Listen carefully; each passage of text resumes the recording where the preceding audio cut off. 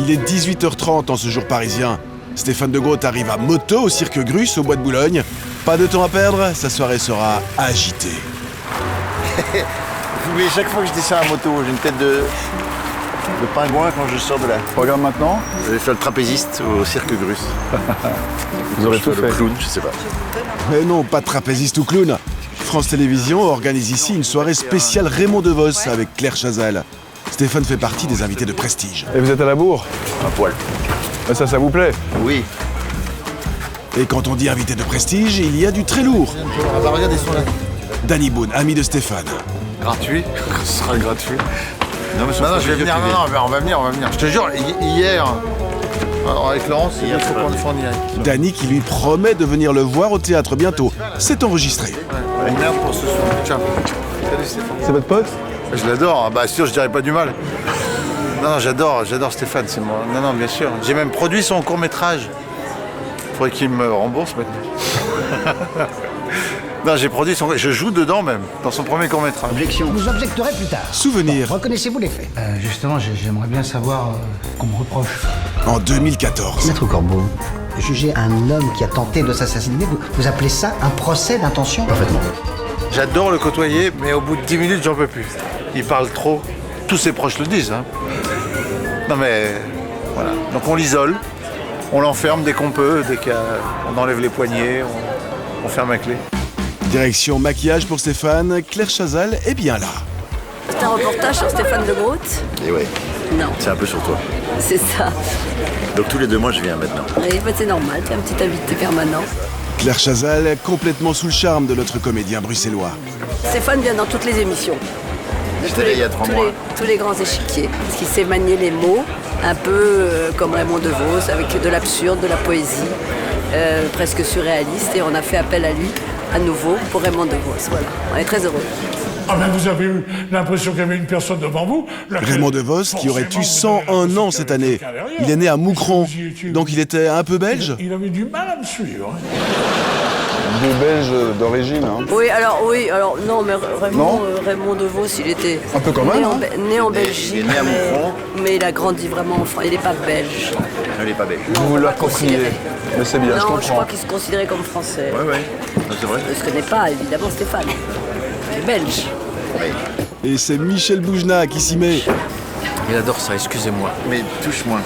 Il adore que je le touche depuis longtemps. Bah, surtout, c'est du cachemire. Ouais, c'est du cachemire et en Quoi, dessous lui c'est de la aussi, soie. Et en dessous c'est de la C'est soie. un peu que j'ai dû te piquer dans ta garde-robe chez toi, dans ta maison. Allez, direction le plateau télé. À Paris, tout le monde aime Stéphane. Yvan. Ça va? Bien et toi? Super.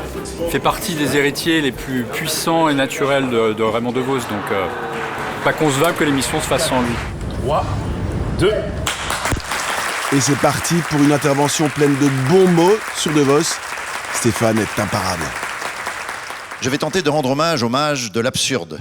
Tenter de lui construire un monument aux mots.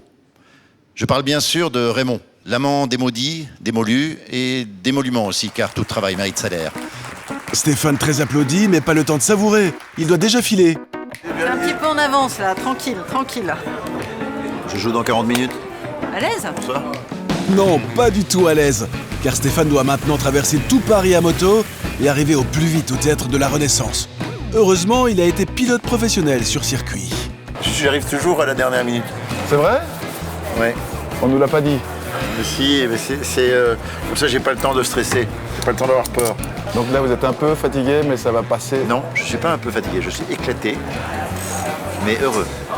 Et donc je vais essayer de rendre les spectateurs heureux. Un léger doute, c'est la première pièce écrite par Stéphane. Venez. Il a engagé des comédiens de rêve pour la jouer avec lui. 9h10, Stéphane vient d'arriver. Il est 21h10. Les gens sont en train de hurler dans la salle. Et vous entendez un peu quand même tous?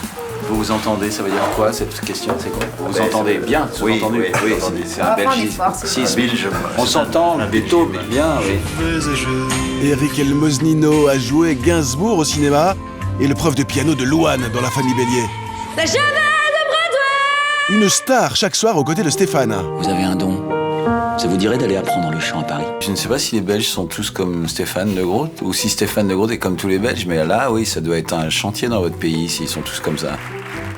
En tout cas, le public applaudit tous les jours, jusqu'au bout. C'est de gros tiens, ouais, en tout cas. C'est vraiment... ça sort de son cerveau malade, ouais. Il se soigne ou pas? Non, je crois pas. Il fait tout pour pas se soigner. Mais il a bien raison.